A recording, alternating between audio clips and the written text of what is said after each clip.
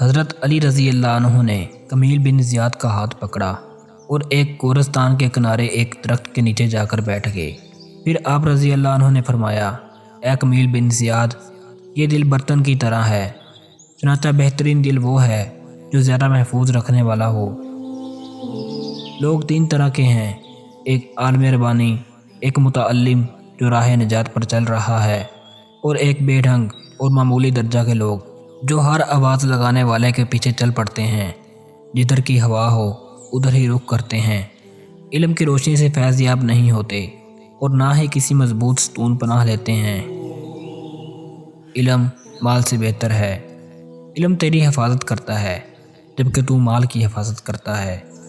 علم عمل اور انفاق سے بڑھتا ہے جبکہ مال خرچ کرنے سے کم ہوتا ہے۔